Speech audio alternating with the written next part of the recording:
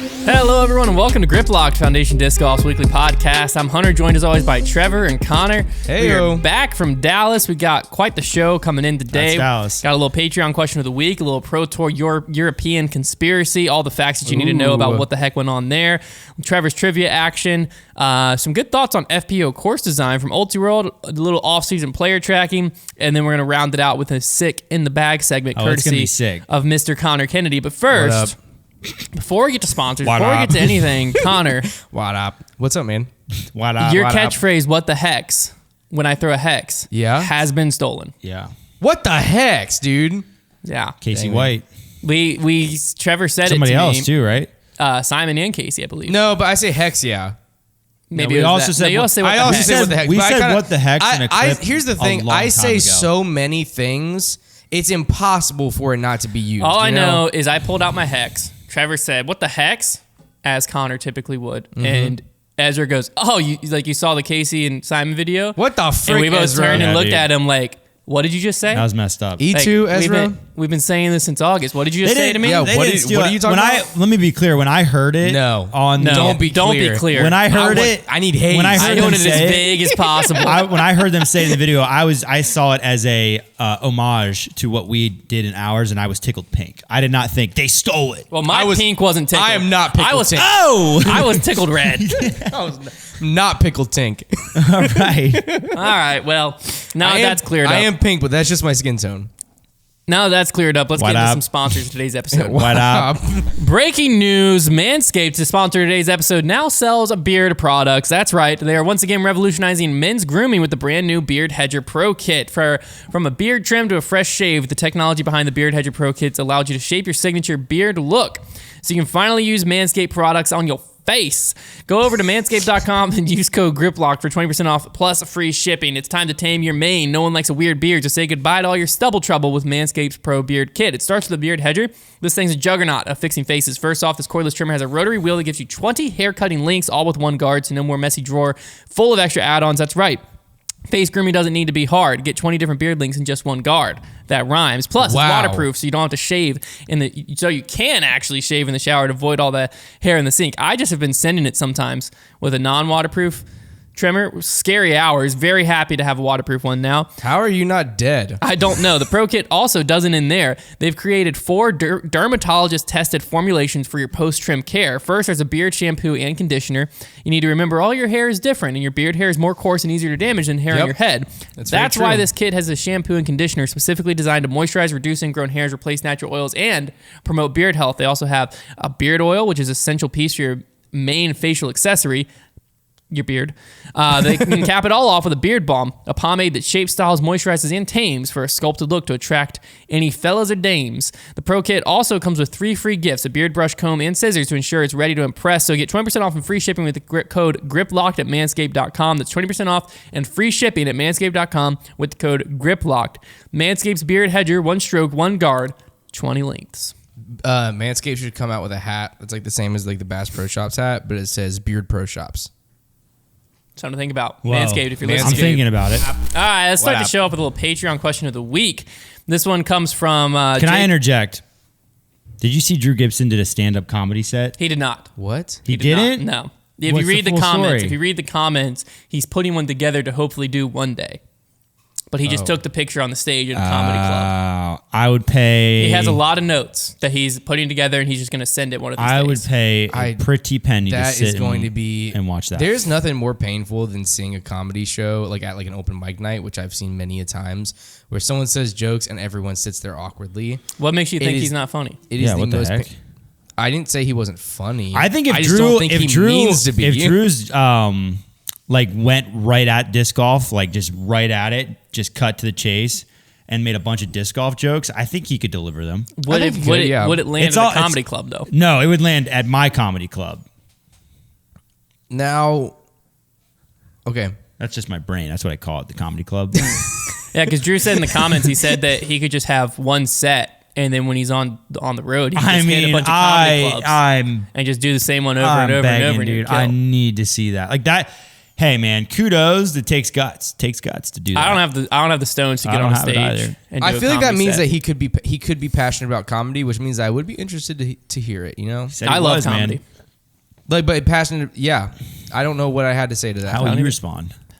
You guys are witnessing, not you guys. I'm talking now to you guys. Are witnessing something very important right now, and that is that I have not seen Hunter and Trevor for over a week, and this is like my first time seeing them, really, other than like a few minutes we spent together before we started filming this.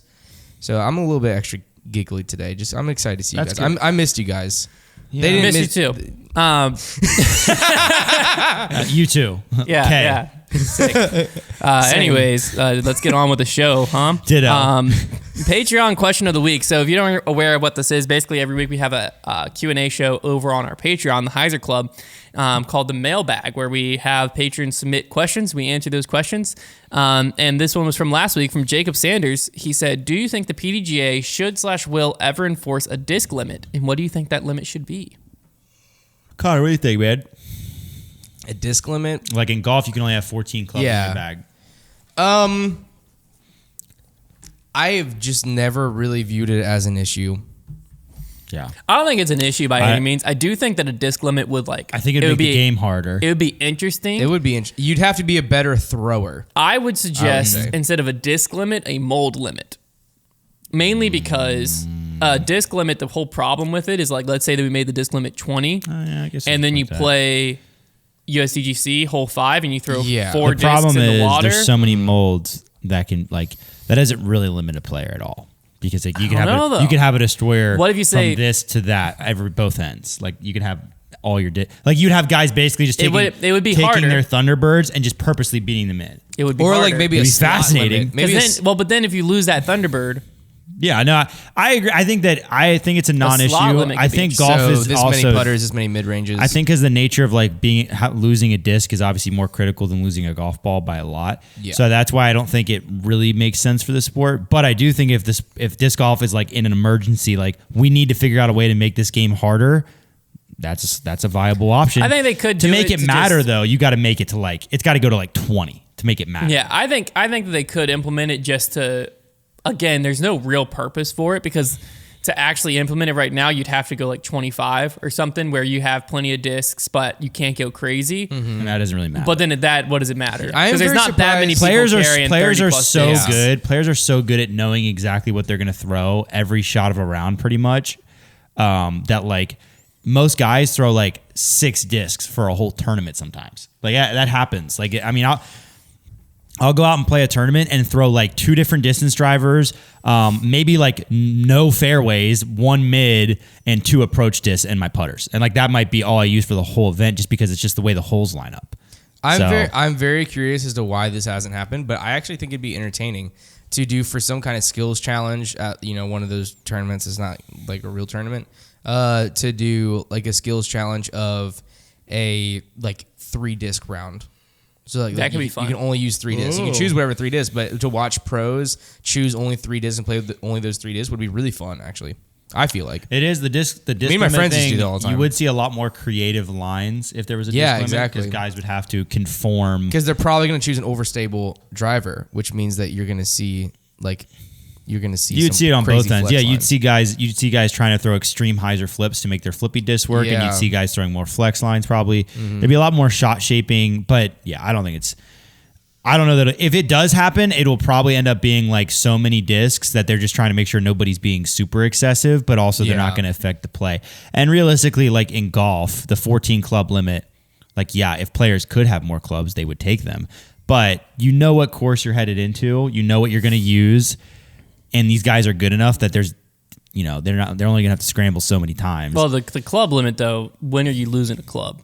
No, the club limit, Or is, if it it's more breaks. like, yeah, and there's also that factor. But the club limit is like, usually it's a guy like, ooh, do I want to take the 3 hybrid or my 5 wood? But I'm saying like it would cause the same initial thoughts in disc golf. Right. The whole difference would be like Yeah, if you there's a lose a high disc, it's chance a- of you losing your Right. 7 iron out there on the disc golf It's a- course, and then it's like Yeah, crap. it would Yeah. be. It would be. I think the cons outweigh the pros. it's a cool idea though. Yeah, It'd be fascinating to see. Yeah, Okay, so about literally a week ago, because it was right after we were done with the show, this announcement came out on Twitter from the Disc Golf Pro Tour. Well, it came out everywhere, but Disc Golf Pro Tour has announced a new partnership with the PDGA Euro Tour to provide live stream coverage on 7 of the Euro Tour events and offer Pro Tour Silver Series points at all but one of those tournaments. It expands the number of silver events to 15 and offers pathway for more European players to earn a Pro Tour points and even a tour card for 2024. That's a quote from the Ultra World article. Essentially, this happened basically as soon as we got off air recording last week. Now, listening to that, looking at the announcement, good move for the Pro Tour. It's expanding to Europe. It's offering European players more opportunities to earn Pro Tour points. It's doing a lot of good things for the sport. So you might say, why was there any pushback at all? The timing of the announcement was what caused the pushback because of those events, I believe 4 of the 7, or maybe 5, because I think one of the Euro Tour is doesn't matter. 4 of the 7 events Paul Macbeth is playing and was previously announced about a month before this event to be playing those. Also, the first one that they're doing, the Konner Day Open, was already full at the time of this announcement. And then on top of all of that, it seemed that no players were aware this announcement was coming. So even if players did want to attend some of these events, yes, you can say on one side of the coin, it's happening in June, July, and August. They got plenty of time to plan. But on the other side of the coin, they're already planning their tour schedule. They're already planning their European trip, and they didn't know this was coming. Is it actually that big of a deal in the grand scheme of things? No. Let's start off with that. So what it basically created was this whole conspiracy of like, why was this announced so late? There were theories that Paul knew this ahead of time and planned his Euro Tour because of this. There were theories that Paul planned his Euro Tour and then the Pro Tour decided last second to do this. And then there were theories that this was just a pure coincidence. And I think that no 3 of them are all fully true. I think there's some true aspects to all except for the Paul one. I think Paul planned this Euro Tour. He's been talking about going to Europe for years, literally back to like 2020. So I think Paul planned his whole trip, no knowledge of what the Pro Tour was doing. I'll read some quotes from the article because the Pro Tour has definitely been working towards this for a while. But the thing that initially struck me weird is the Pro Tour is always, ever since Jeff Spring and them took over, very slow and methodical. Yeah. We want to implement tour cards. They do it over like a 4 or 5 year plan. We see them want to expand to Europe. We see them do that very slowly, it seemed, until now. Everything that they do, their coverage, we've seen them slowly step with more and more focus to live coverage. They never make a spur of the moment, snap our fingers, make it happen decision ever until this one. This one felt very much last second spur of the moment, which is what made me go, that's fishy. What's going on? Because obviously, again, Paul had announced before. This article, this is one of the reasons too. A lot of people were like, do an emergency grip lock and give us the information right now. When the Pro Tour first makes an announcement and there's something weird, you can almost guarantee throughout the week more information is going to come out. You can almost always guarantee it because people want to know. People are going to ask Jeff Springs and the people who are involved in it, and you're going to get a much clearer picture of what's going on. That's what this article, and Jeff Spring also went on the upshot. That's what this is kind of all provided, so we can now provide you with a lot more information. I have a theory. I'll provide you with that theory. You can see if you agree with my theory based on the facts that are out there. So let's just scroll down here. So the 7 events that have been going on, DGN will be streaming them. Essentially what will happen is they'll have FPO and MPO streams going on. It seems like a lot of these events do happen at the same time Pro Tour events are happening stateside. It seems like essentially what will happen is the MPO should be teeing off early enough in the morning, our time, Eastern time, that they should be finishing up about the time that FPO starts, the US event. So there shouldn't be any overlap as far as like, because nobody will be watching it. Well, my first worry was, is this going to make, once I saw like the coverage schedule and I saw like some of these events are happening the same time as Elite Series events happening, I was worried, like, is this going to make a decision that the viewer has to make between watching a Paul Macbeth lead card and an FPO lead card? Like, are they going to be going on at the same time? And you're making the viewer choose, do I want to watch Paul or do I watch FPO? Yeah. That was one worry, but it seems like if that is an overlap at all, it might be for them like teeing off on the first hole or two, FPO wise. Yeah. But it's not going to be a problem of like, if you want to watch both, you're going to be able to watch both. Well, the problem is now, if it's going to be before FPO, it's so early, nobody's going to watch it. and that's East Coast. Think about West Coast; they're going to be dead asleep. And so, like, yeah, you'll have you're basically now, I think you're banking on live viewership. At least you're banking on the Europeans. I mean, it's like the watching it. European Open. Right, but this is different I'll because be it's up not early the to watch European Open. It's Paul Macbeth playing an A tier, basically. Essentially. So like that's what I'm saying. Like I might watch it once, but you're not going to bank on me getting up. I mean, how early are they going to be starting? Like, are we talking like 6 in the morning? No, probably about 8 a.m. our time, 7 a.m. our time. Yeah, like that's I mean, You'll get my viewership. okay, you can have Hunter's viewership. But I am an early riser. That is 4 a.m. West Coast time. That's what I'm saying. Like, And the FPO round will have already be the FPO European round will already be finished at 7 a.m. Yeah, so You're not going to get much viewership there. but I mean, and obviously, like it is Europe. I understand that. So like, there's only so much you can do, and I get they're trying to avoid the overlap, which I think is smart because I think if you overlap the FPO coverage, people will want to watch Paul playing at Konopiste and things of that nature. So that's a whole bag of worms that they did not want to have to open. So I get that. But you know, there's a lot of people in Europe hungry for disc golf, and they'll be able to watch too. So hopefully they're able to get some live viewers there. Because like I just don't see a ton of people 7, 8 in the morning throwing on a Silver Series. I don't know though. Maybe I'm just wrong. Because I mean, I'm sure I will tune in sometimes. But like, the big factor people are at work.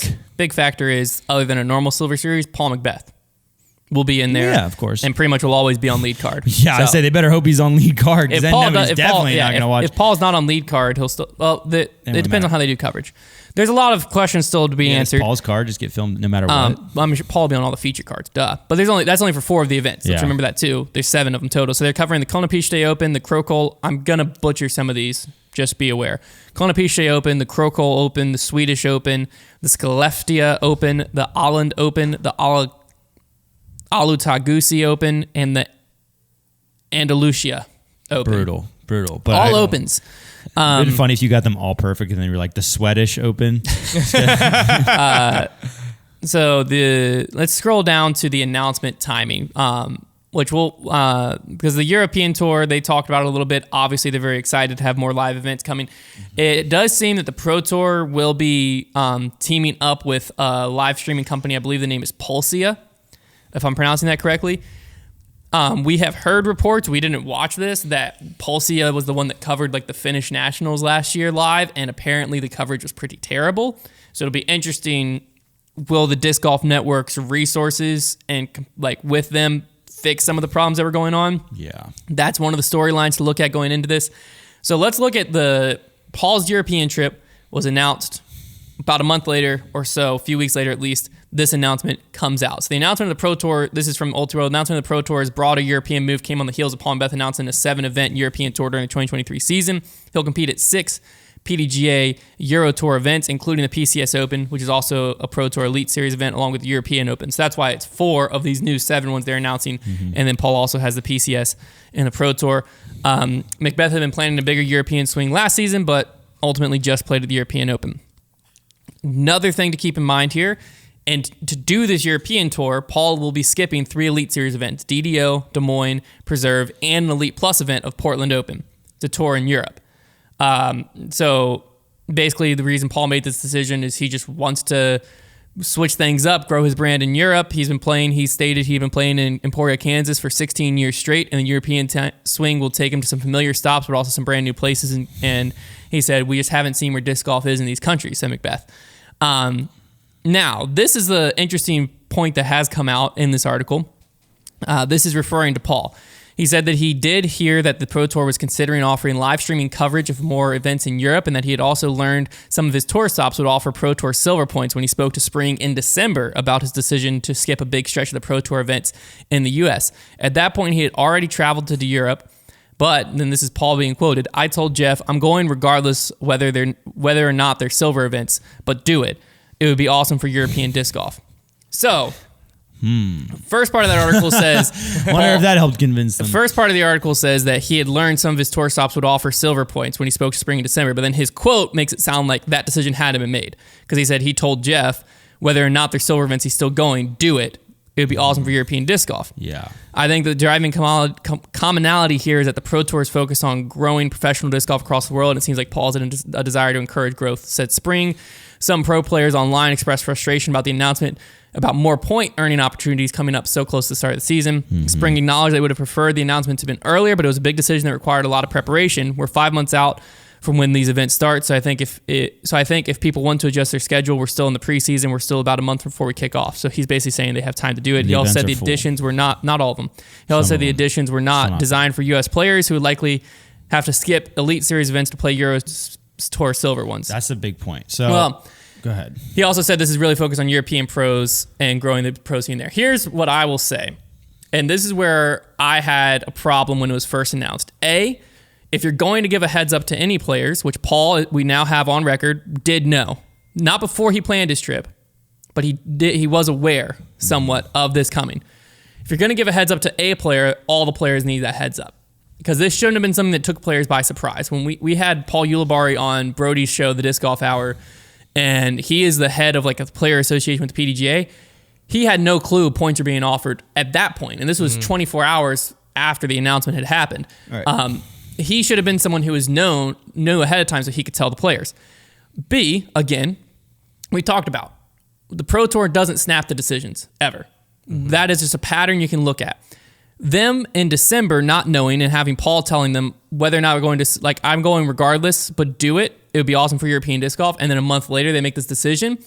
To me, from the outside looking in, I think that contradicts what Jeff Spring was saying, that this decision was a big decision, required a lot of preparations, so on and so forth. Because if you don't know you're doing it in December, that means this was a pretty quick turnaround of like, hey, we've talked about it. So just move it to next year and you avoid all these problems. This is because you have to, because like if it has nothing to do with Paul and they knew it was going to be a split decision and people's schedules were already made, they would have just moved it to next year. Here's my... I mean, Paul literally told Jeff Spring to do it.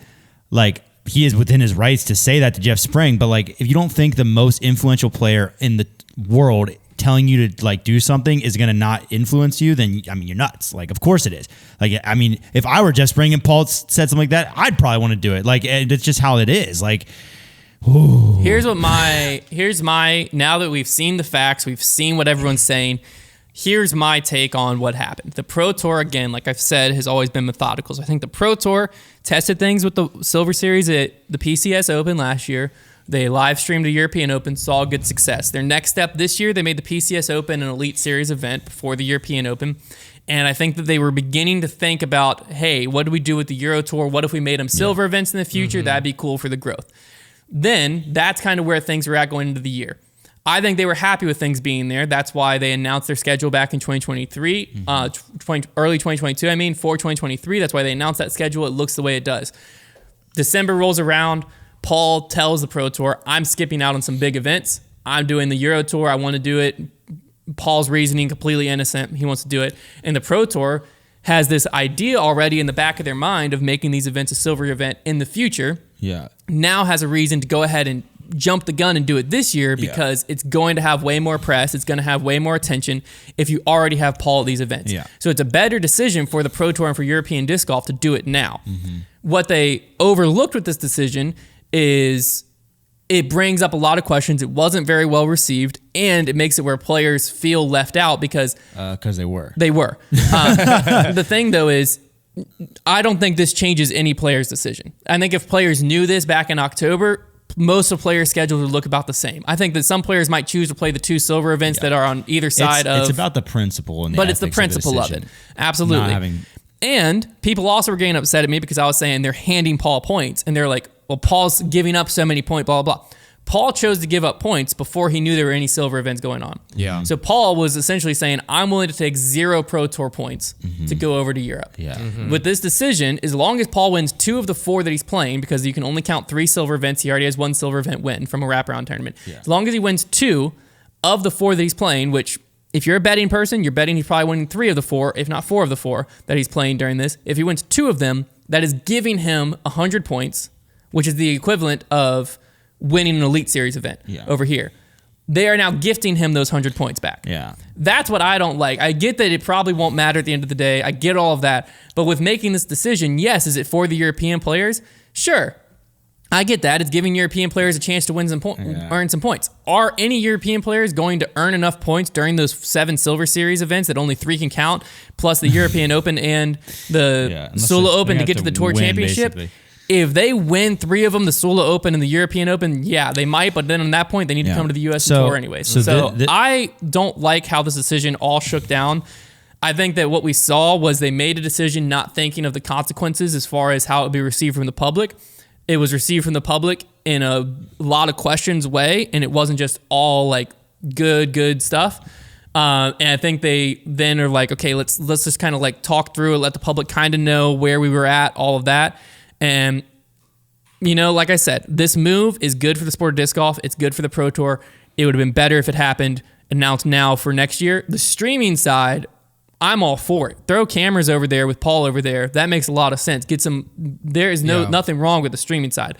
I'm not for throwing points at it. I think throwing points at it when you're a month out wasn't a good look, and I think it was just a oversight in my opinion. And I feel like this is obvious in the way that you said everything, Hunter, but I feel like we have to like be extra clear with this. We do not question Paul in this at all. He didn't do anything wrong. No, it's pretty obvious. Paul set his schedule well before he knew any of this. People are just going to assume that we're coming after Paul, but that's what was happening on Twitter. Exactly. And we need to be clear with everybody. This has nothing to do with Paul doing anything wrong. Yeah, any player would be like, yeah, you should do that. Like that would be great. There's nothing wrong with him doing that. My point. So I think a lot of people. I think if you look at the timing of the announcements, like that whole argument is pretty obvious. Like if you want to just say that like that the Pro Tour's decision had nothing to do with Paul, that's fine, like whatever. But I think the writing is on the wall there. I think it's pretty obvious, and I'm kind of over that. But my thing is, and this is what people aren't talking about, is the Pro Tour is still trying to work on their own U.S. tour, and they are giving out Pro Tour points to events that aren't on U.S. soil. Knowing that so their whole idea, like the one quote there from Jeff Spring is saying like we're still focused on our tour here. Like we just want to like help European disc golf grow. If you make a ton of Silver Series abroad, you're going to end up eventually potentially splitting some of the tour. I mean, you have your best player going over there right now. What I think should be done, if you want I don't think you should try and tie the Euro Tour into the Disc Golf Pro Tour. I like a few European stops, but what I think they should be doing, if they want to help boost the European Tour and then grow that sport, they should be having it continue to be its separate entity, and maybe the top certain finishers on the Euro Tour get spots in the playoff. That would be, to me, make a little more sense, because that way you're not encouraging U.S. players to abandon the tour for European events. And splitting up the tour. Well, you're also encouraging like I don't like that, because like that would have avoided this whole situation, because the points is like the filming, growing, that's great, but it's weird having a separate tour have points onto the, like these are two separate tours. This is not the same tour as the Euro Tour and the Disc Golf Pro Tour. So either they need to be the same thing, or you need to just like, I'm okay with maybe giving a couple spots. I mean, like 1 or 2 spots from the Euro Tour, like top 2 finishers, and maybe let them into the playoff. Like that would be okay with me. That's fine. But I don't like them tying it in the same format, saying these events on a completely separate tour are going to be given points as if they are played on our tour, when it's not our tour. It's a different tour. The field is completely different.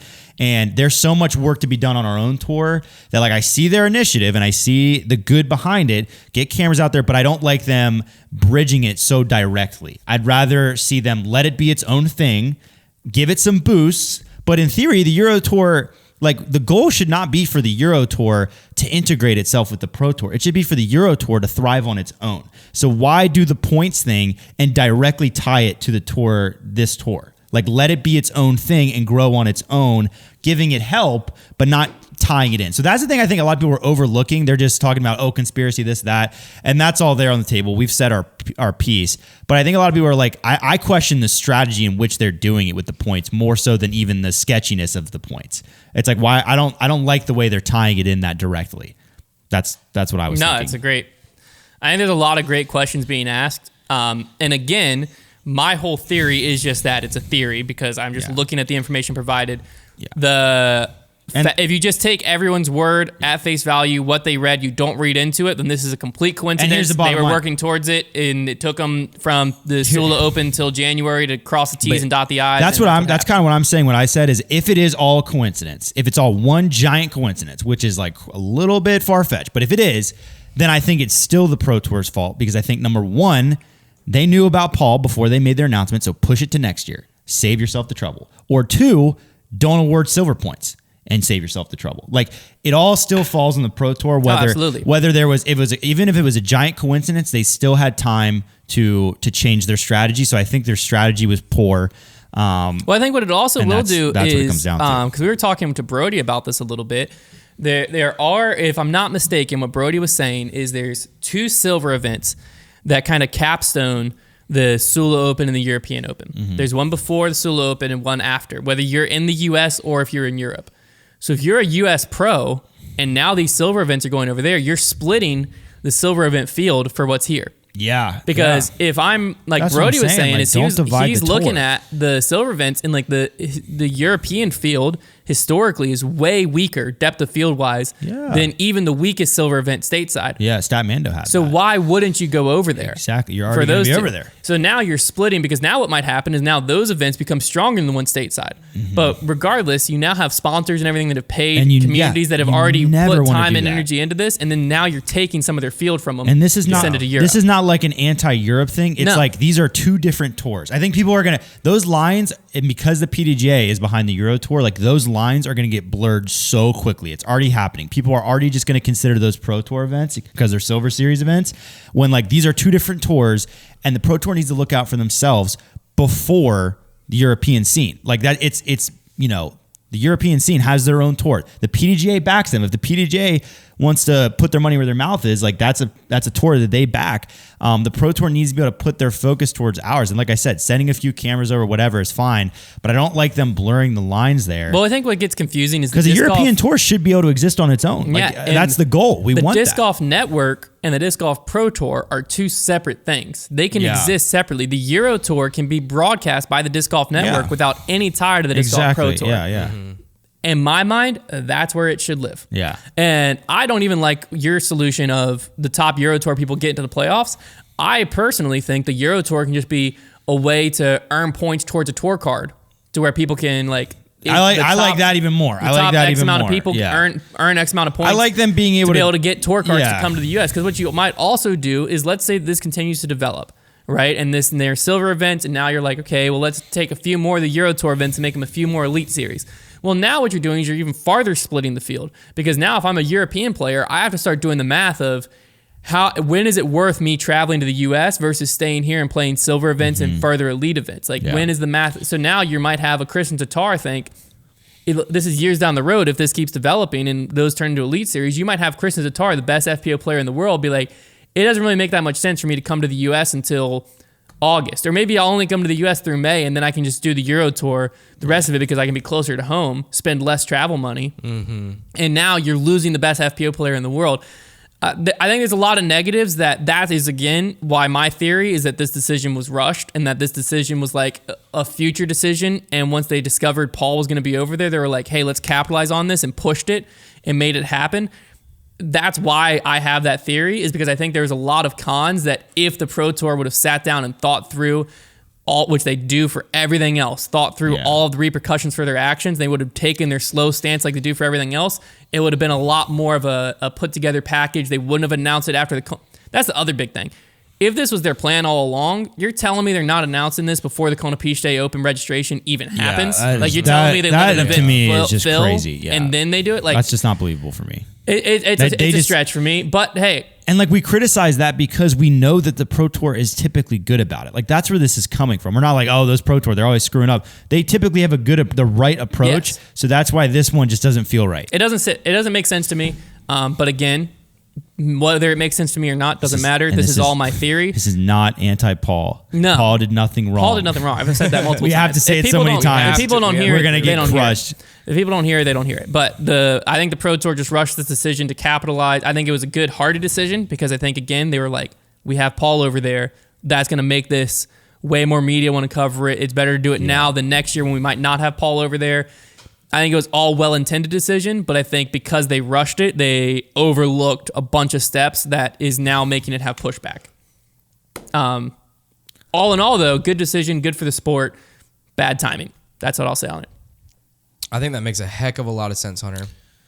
Hopefully it made sense to people at home. Yeah, we'll see what the jury says. All right, time for the fan favorite segment, Trevor's Trivia. Sorry, my bravado's coming had to through. kill What is that called? everybody's ears. Bravado. My bravado. What is it actually called? Vibrato. Vibrato. That was close. Yeah, you were. All right, we're going into the PDGA approved golf discs list today. Yes. because I just Love going it. in there. So this is how the game is Scary going to place. work. We've done. It is I think we've done a scary. game. Scary in that we've probably list. done this game before, something similar. Basically, Just to be clear, I clear. never get offended whenever you repeat games. well, I do a lot. Unless they have to do with guessing years and Ooh. geography Ew. of tournaments. Okay, no, it's not nothing to do with tournaments, just discs. So the way this is going to work is I'm gonna give you guys a little bit of control over this one. So I will have you give me a manufacturer, and then I will pick a disc from that manufacturer, and you're going to try to get as close to the year as possible. The further away, the more points. You don't want points. And I will let Konner go first. You know? I'm going to make one more stipulation because Hunter's be brain clear. is spinning right now. The manufacturer had to be established before 2016. Just throwing a year out there, just so you can't just say that would have made it very easy. I just realized. That was exactly where my brain was going. Yeah. What? I Same, could see yeah. it in your eyes. I'm going to go. See, this time I actually thought of the thing before it happened. Give me some kudos for that. See, I don't think my brain doesn't good. So like every manufacturer people know about, basically, is what you can pick from. No, yeah, I go good. I told you my brain was broken. All right, I'll go. I think I'm gonna go MVP. Okay. There's so many. They're still young, you know. No, I like that pick. Yeah, I feel like I still have a pretty good. All right. I don't know when MVP was established though. Can I MVP. Google that? I'm just No. kidding. MVP. Let's go with the Photon. The Photon. We're We're gonna do 3 each, by the way. So are you? How do the points work? If So you if guess you- it right or closest. You want to get as close as possible, and the more points you have is how many you're off. You don't want points. Good. Okay. Yeah. Cool. I'll say if you guess it on the dot, you get -1. I love it. Yeah. Birdie golf. Yep. The Photon. I'm not sure when MVP was EST established. Mm-hmm. So I'm going to say, but they're not super old. But that is a staple disc for them. I'm gonna say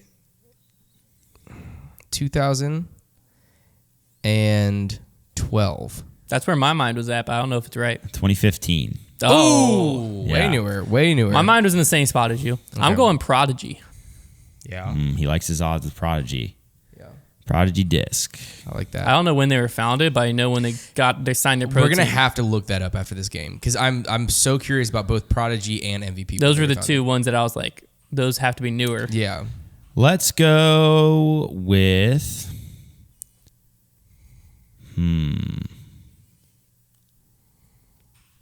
The M5. Okay. 2018. 2014. Oh, That's that I old. had a feeling that was going to be a trap Shocker. one. So wow. Connor's Yeah, leading. I would have never So guessed. is that one of their original molds? I think so, and I think they just like stopped making it like right How away. did they? That's terrible. Yeah, that is awful. Because there was also a D5 like a long time ago, but they like never made it. They skipped to the D6. I remember the M5. The first time I threw it was around 2018. I just assumed it was a new Yeah. disc then, All right, Connor. because the M5 felt awful. Yeah, it was not. It had like Alright. that weird, That's why they stopped making it. weird rim. Yeah, kind of like the PA5. The PA5 feels alright. PA5 is great. Yeah, So how much? What did Connor? it's 5-3 right 5 to now. 3? So he's beating you by 2. Oh, okay. I thought 4 it to was 3. What did you just say? I said 2018. 2012, And it was 2014. That's 4 years. Was it? Did I say 2014? That's what you said. You're right. It's 4. It's 4-3. I can't math. You got to keep this Okay, guy. so we're you gotta basically keep this we're guy basically, honest. Yeah, you basically do. neck and neck here.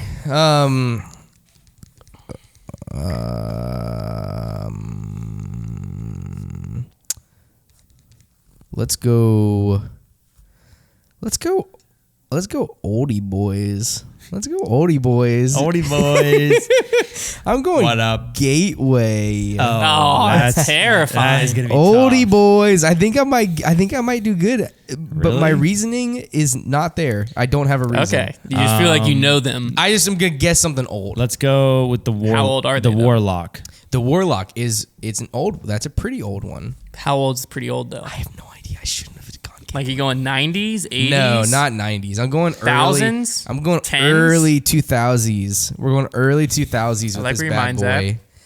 I'm gonna say that the Warlock. I'm gonna say this Bad Bunny was made in We had a Bad Bunny stamped Warlock. 2005. I'd like that. That's where Good my mind guess. went. 2007. Oh, that's I not thought bad. I thought That's it was not a bad. trap question. I thought you were going to go way older than that. So that was No. good. I'm a Well rational done. guy. Well, I you're would doing really like- well so far. Good job, impressed Connor. with myself. I would like Discraft. But you would. Those are dangerous, though. It's less dangerous than Innova.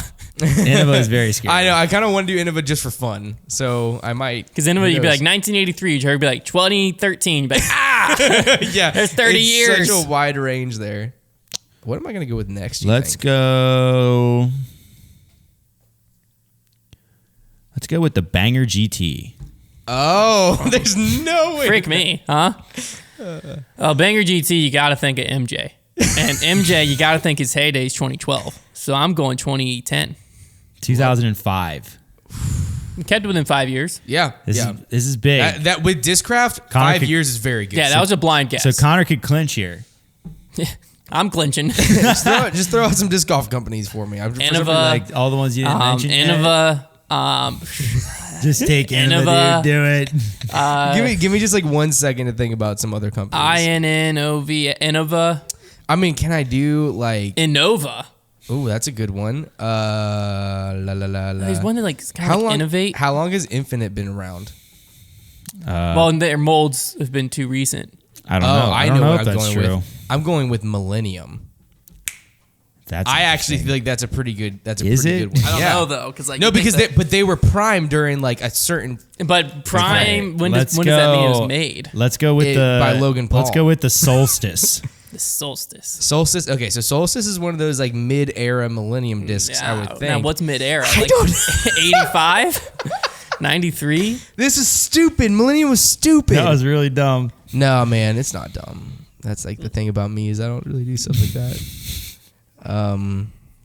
I want to say, so I feel like this disc was being thrown in 2013, 2012, but I'm going to say that it was created, Because this is when it's approved. Yes. approved, not created, but approved in the hand gestures help me. I'm It casting does. a spell. I can feel it. 2006. Oh, good guess. 2022. What is Where? What? What? 16 years. All right, you just opened the gate for It was literally a year ago. I didn't. I can realize tell that. as soon as I was like, I'm doing pretty good at this game. I was like, I'm bound to stupid. me. I would something. like. That was such a trap question, though. 'cause, Yeah, like, what the heck, man? You did that was me. I You would had to like know me, man. You had to know me on dynamic that discs. one. Dynamic discs. That is. Why did I pick a company that like I Yeah, don't that know was- every mold? Yeah. I was thinking I was gonna like the QMS. I'd never heard of the Solstice, so I've I was heard thinking of it's it. either really old or really new. I've heard of it, and I went with really old. Dynamic Gosh, that one discs. was painful. Let's go This is just a with victory lap at this the criminal. I feel like the criminal. Where am I at in comparison to Konner? This one's way 12 easier. would tie. If I'm 12 off, Yeah. they've only been around 10 years. Wait, They just had their 10-year They've been anniversary around boxes. 11 years. Well, now because it's 2023, they had their 10-year anniversary Yeah, boxes. it's- So 2020. Yeah, it's 2017. Hunter wins. yeah, that was That's why I knew they just had their 10-year anniversary Millennium was boxes. a tough scene. I knew they had their Very 10-year tough. anniversary boxes. It was so. a mixture of a bad choice and a clever choice by Trevor. That's me, man. I would have done the same thing to Hunter. When did You Millennium wouldn't start? have, dude. Like you 96. care about him so much. Yeah. Whenever I was playing Foursquare with these kids, and this kid was like, every time he would get in there, he would get out, and he started crying and screaming, and he was like, "Why are you guys all targeting me?" And I was like, "Kid, how do you not understand that it's not personal?" I understand now. Trevor hates my guts. Yeah. That's how I feel right now. He just every You play time a lot of Foursquare. You do play a lot of I Foursquare played like for- twice. for I an played like adult. twice in the past. You 3 feel like months. you always push Foursquare on us. Yeah, you're I always- like Foursquare. You're trying to force I played Foursquare on Foursquare us. a lot as a child. It's I liked Force it. Square. It's Force Square. He's trying to force it He's on us. oh, nice. You got Foursquare. it. All right. Fun time, guys. Yeah. Connor, two really good rounds there. I was doing good for a little bit. I'm Hang happy. that one in your trophy cabinet. Was doing really good for 2 rounds. I don't have a trophy cabinet. I'm gonna get you one. Ultiworld came out with this article called "It's Time for More Thoughtful FPO Course Design on Tour," and they lay out Kind of a long bunch title. Who wrote it? Steve Tomiko and Emily Yale. Not great at titles, I have to say. Okay, we'll take it up with Steve. It's very long title, Steve. I disagree. I think it's a good title. I think it's a great title, Steve. I agree in the middle. I think that you guys both have excellent points. I think we need to stop talking about the title and talk about the Get to the meat. Let's get to the meat. Let's talk to the meat of the article. So this is the first stat they provide. It says the simple stat can set the stage for the problem. In 2022, there was a total of 3 holes at the elite events that went the entire round without being birdied by MPO field. In FPO, the number of holes not birdied in a round, 68. Wow. So 3 for That is FPO, pretty- 68. That's for crazy. FPO. There's only 3. Like A total of 3 holes at It's elite pretty events. staggering. So 65 difference. And so then they go into just fact after fact after fact of basically explaining what most of us already know, that the FPO field gets the short end of the stick when it comes to course design a lot of times. Yeah. And I think that they're, at least in my mind, there's kind of 3 different ways that FPO courses are designed on tour. Yeah. Way number 1 is they just change the par. Wrong move, in my opinion. Yeah, for Way sure. number 2 is they play short tees already in existence. A lot of times the wrong move, in my opinion. And way number 3 is, and now these are there's obviously some different ones, but way number 3 is they design them an actual course. And in general, they show this with stats, but it seems like when you design them an actual course, like separately from MPO, it ends up solving a lot of the problems, such course. as Sunset Hills. Of course. Makes sense. Now, the problem that I think it gets presented, though, is that is the most obvious answer, but there's 2 kind of issues with it. One is it's the obvious answer to what question, because it seems like FPO field is somewhat split on what they want, because some people would say that one of the best, most enjoyable tournaments scoring-wise to watch was USWDGC. Yeah. That was also criticized by higher-end FPO players because it was too easy. There wasn't enough stroke separation. Yeah. The flip side of that coin, you have some like LVC. You also have some like European Open, where they essentially played the MPO layout. LVC, they changed the pars around a little bit. European Open, I think they straight up played the layout. And I think that kind of went too far in the other direction, where it played very much to the higher end pros, but the middle of the field and lower field had no shot. So it's something that I think everyone will agree needs to be addressed somehow on the Pro Yes. Tour. But I guess the question is how? Like, is there actually an answer to address this problem? So for the first part of that, you have the like, do we cater towards entertainment or the top end of the field? The thing is, you have to cater towards the top end of your field. The problem is going to be solved because right now FPO just has a much larger skill gap between the top and the bottom, and there's not as much parity as MPO. That problem is going to be solved. I firmly believe that FPO players will continue to play the sport. Sport's growing. That problem will over time solve itself. So I think you cater towards the best players on tour. Guess what? Most of the time, they're going to be the ones that people want to watch, the ones on lead card anyways, and you're not going to see the bottom of the field a lot of times anyways. So that's okay. I do agree. The USW DGC, chaotic, fun, but as somebody who kind of knows how the game of disc golf, I could see what was happening. I could see the injustice in that. And so it's hard for me to not side with the top players. So I think you cater towards the top end of the field. The field will eventually level out. It will eventually catch up. So that's that problem. Problem number 2, just can't really be solved right now, I don't think. I think that there are probably a lot of events that aren't putting enough thought into it. And I think that part of the issue can be solved, but you're not going to have separate courses unless... Because, I mean, you just don't have the right venues. And also, right now, you're focusing so much marketing towards one venue and one event that splitting it, it comes down to the issue. The FPO Tour right now is not sustainable on its own. That's why it's going with the MPO Tour. It makes sense for everybody to be able to all travel together, put one big effort into the event. This is not a foreign thing. Like, this is just how it is right now. Obviously, we've seen in golf now the LPGA Tour. It's its own entity. It survives. It does quite well. There's a lot of women who make a ton of money on that tour. And it's fantastic. And they do their own thing. And I think down the line, and I've heard this from FPO players, Missy Gannon told me, like, that's what a lot of them want. They want their own tour. And they know, they're not unrealistic about it. They know that is something that is just going to take time. The women's game, this is how it is in sports. It just takes longer to grow than the men's side. That's just how it is right now. So that's the reality of the situation. But I think that with what they have to work with right now, I think that maybe it just comes down with them being a little more intentional, because there are some courses that do a lot better. For instance, I think that here's one solution. So you have the a lot of times they move up the tee. Like I think that US DGC and Throw Pink, that is a course where the FPO tees, I think, do a pretty good job of capturing the essence of the holes they play. But the biggest complaint is the landing zones are not correct because there's an FPO and MPO, or they're made for where the MPO players are landing. So I think it gets a little sloppy, but like maybe the fix is having different colored ropes for the FPO field or taking them down after. That is a pain in the butt, and that would be visually not pleasing. But I'm just saying, like, all of the solutions in my mind that I'm thinking of for the FPO field until they can have their own tour are very imperfect. There's gonna be problems with them. There's gonna be complaints with them. So I think this might be something that I think there are probably a lot of TDs that maybe need to be more intentional about it. Maybe we need to be thinking about it a little more with course selection. I also hope that people that are designing private courses, like building courses, if I right now were making a Pro Tour stop, that would be a thought that I was having. I'm thinking, hey, let's make sure that we have FPO designed tees that make sense. Like, I would be thinking about that. Because a lot of short tees at courses are fantastic, but some aren't. And vice versa. So I think that those are things that need to be put into place, but I think this is a long-term solution of the FPO field will eventually get strong enough that someday it'll sustain its own tour. Yeah. And that's just that. Well, I think if you look at the MPO and FPO field, the way MPO course design has progressed is it pushes the top level of the sport. Mm-hmm. The difference is MPO and FPO, I would say, have a similar skill disparity between the top and the bottom. It just happens way faster in FPO because you're dealing with like 36 players versus MPO, you're dealing with like 170. Yeah.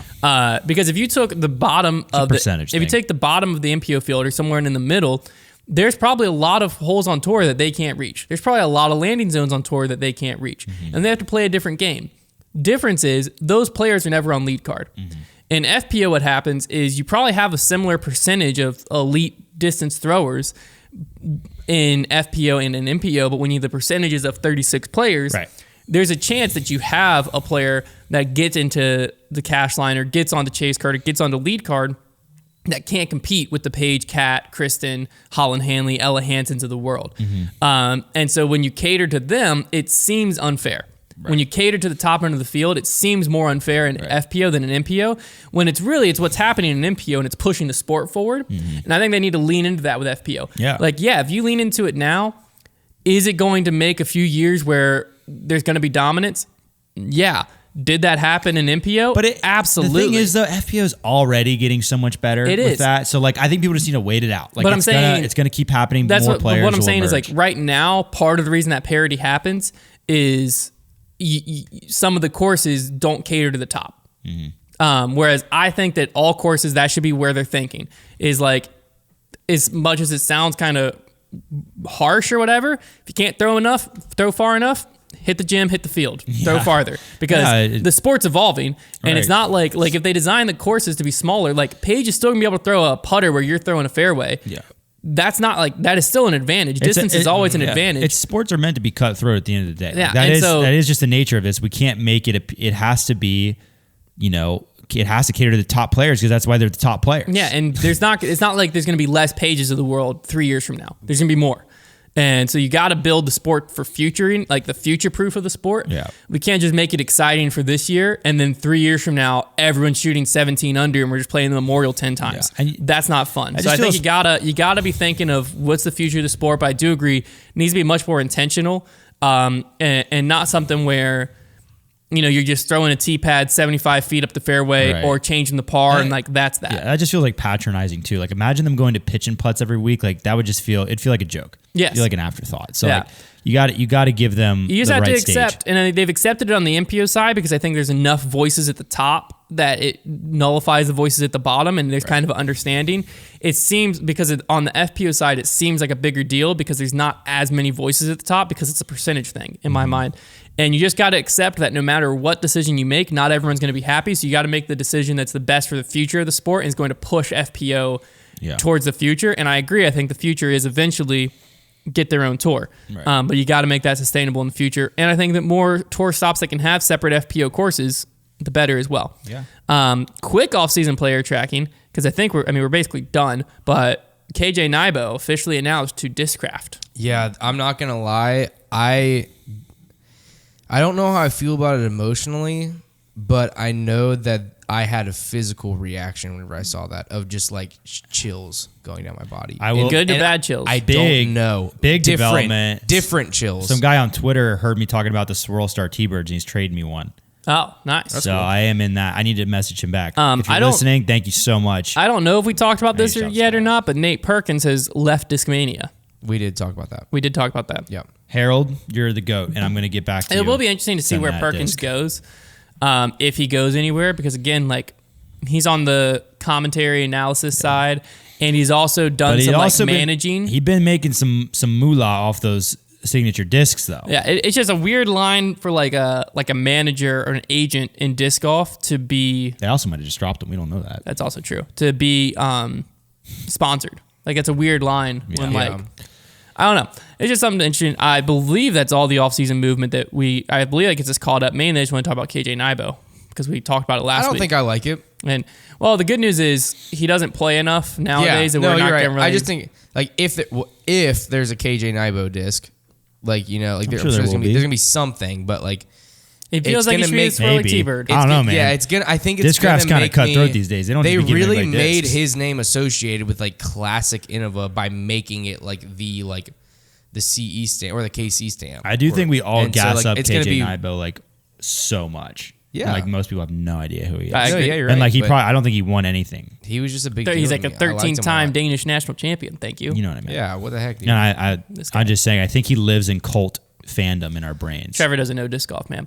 All right, let's wrap the show up here with disc a golf? little Not wrong. in the bag segment. This one courtesy of Konner's Brain. Presented by this is presented by the In the Bag podcast.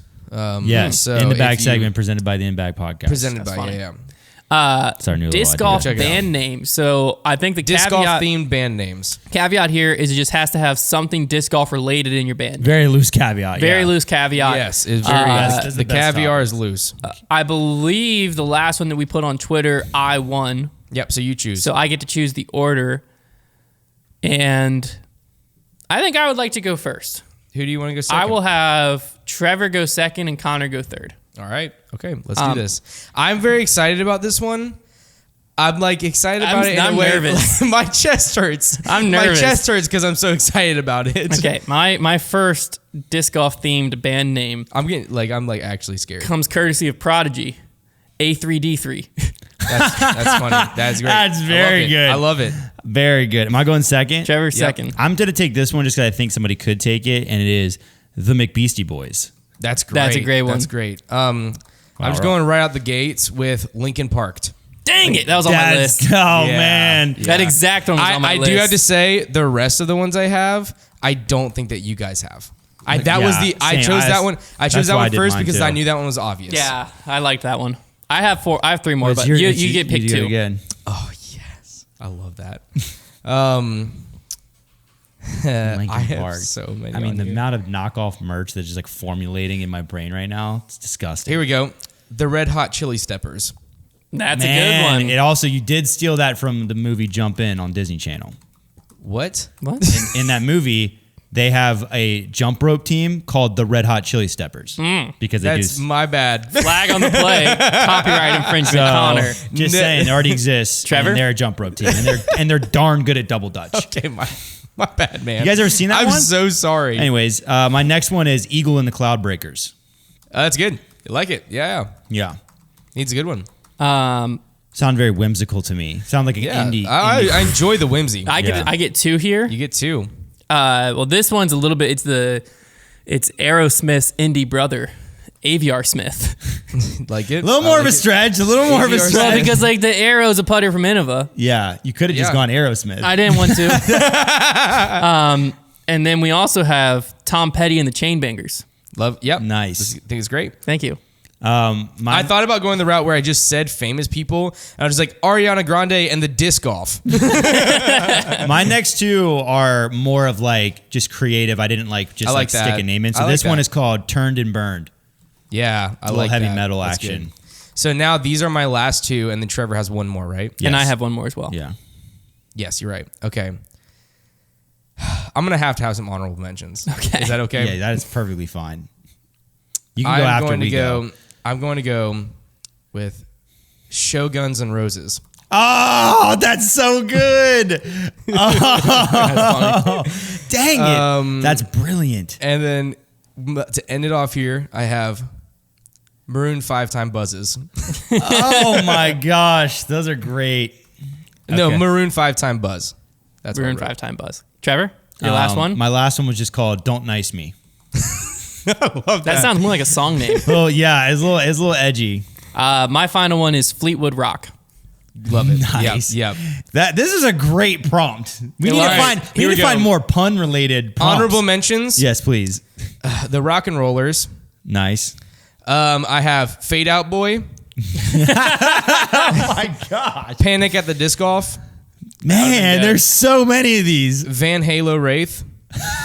And then my personal favorite, 21 Streamline Pilots. Oh my gosh, dude. Those are so funny. I also have the Courtesy Violators. That's a good band name. I can't remember the other one I put down. Oh my gosh. 21 I had Streamline way too much fun Pilots with this and Shoguns and Roses. Those are so 21 funny. Streamline A3D3, Pilots I those are loved very a funny. lot, but it was both kind of a fringe band and a fringe disc. I'm going to go ahead and say 21 that was Pilots isn't as that bad. was You're my right, they're not favorite. anymore, yeah. That was my favorite prompt we've ever had. That was very funny. Yeah, A3D3 I was proud of. I was trying to think of it with ACDC. Konner's but all I list could think is about was definitely the DX. best. Was ACDX. Konner, I was like, that's not good enough. I just Konner immediately should thought Prodigy. I was like, Yeah. which number do I choose? I was like, 3 sounds like C. The A3D3 is a great one. All right, well, there you have it. You can vote for these over on Twitter at GripLockedPod and let us know who you think won. We'll probably be back with another In the Bag next week. If nothing happens in the disc golf world, I think next week might be our Shark Tank episode. Okay. I am so excited. So, just I've got start one taking product, and just get ready is the dumbest thing you've ever Start taking heard some of. mental notes. I feel like we really peaked in that last one we did all those years ago. Clock shirt. Yeah. So I wasn't. it's gonna be tough. I just judged for that one. Yeah. Well, last time we did it, we like improv in like 30 minutes. And, And I came up with 3 that were like solid Bedtime ideas. basket. I had the bedtime basket, and the other one that I was really proud of was the microwavable beanbag situations you put around your neck. Yeah. So it's like that, but it would fit in the inside of your disc to get it back to shape. So you'd microwave it and then You let said it sit. that? Yeah. I don't remember that. I don't. That's remember but like a pretty creative idea for 15 minutes of prep, but like I peaked. I peaked. I don't even remember what my other one was. Clock shirt and I don't know. There was a lot of stupid going on. I over said here. something. I couldn't get clock shirt. What made it funny is I couldn't Did get it you do out. disc Clock drone? shirt. Did you do disc drone where you could control the disc after it flies? I think No, you I did. did a disc fan, but there was a Disc fan fan. under it that like made it Yeah. glide more. It's like Ooh, that's what we were like. Oh, so a drone. I was like, no. Yeah. What an episode. You can go back and watch that. It's still on YouTube somewhere. It's good epi. And you know what? Next week. Not just somewhere on this channel No, it's somewhere. It's deep in the YouTube. in the archives. All right. Next week, I think Disc Golf Shark Tank makes a return. So Okay. you're not going to miss it I'm very excited about it. We'll talk to you those all- band names were fun. next week.